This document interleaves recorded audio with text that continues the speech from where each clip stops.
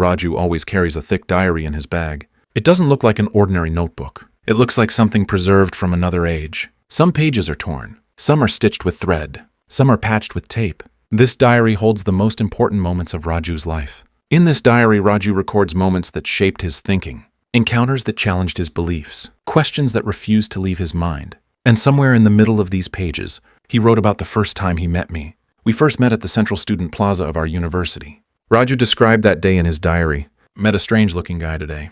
At first glance, he seemed completely disconnected from the complexity of life. But after talking to him, I realized he is highly intelligent and incredibly foolish. His name is Abdullah. Raju's diary doesn't only record personal memories. It also mentions encounters with influential minds. At an academic summit in Northbridge, he once listened to a keynote speech by Dr. Leonard Hawthorne, a globally respected technology visionary. At an international book exhibition, he met renowned science author Professor Elias Rowan, whose writings inspired an entire generation. After finishing my third semester final exam, I returned to the room completely drained. Raju wasn't there, but his diary lay open on the desk, waiting. I was about to close the diary when my eyes froze on a title. It was impossible to ignore. I sat down and started reading. A few days earlier, during the third lecture of the day, our professor suddenly asked me to stand. It was Professor Adrian Monroe, a respected faculty member in biological sciences. He looked at me and asked, "Do you believe in destiny?" I replied, "Yes, sir." As a believer, faith in destiny is a core principle for me. He asked, "Do you believe everything we do is written long before we are born?" I answered, "Yes, sir." He said, "Suppose I committed a murder this morning. Was that written in my destiny as well?" I said, "Yes." He smiled and replied, "Then I'm nothing more than a programmed machine.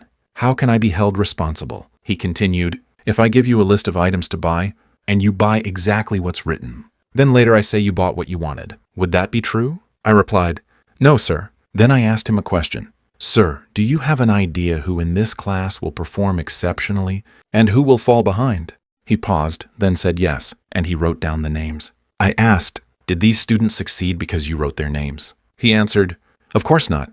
That was the moment everything became clear. I said, "Just as you understand our abilities and predict our outcomes, the Creator understands His creation. You write because you know, not to force the result. Destiny is written because the outcome is known, not because free will is absent."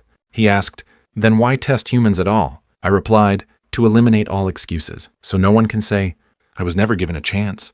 Tests exist for justice, not prediction. A lifetime of wrongdoing cannot be erased by a few good acts, just as water cannot be created with the wrong proportion of elements.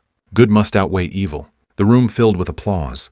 There were no more questions that day. I once told Raju, "There was a time when young people wanted to become fictional heroes. One day they'll want to think like you."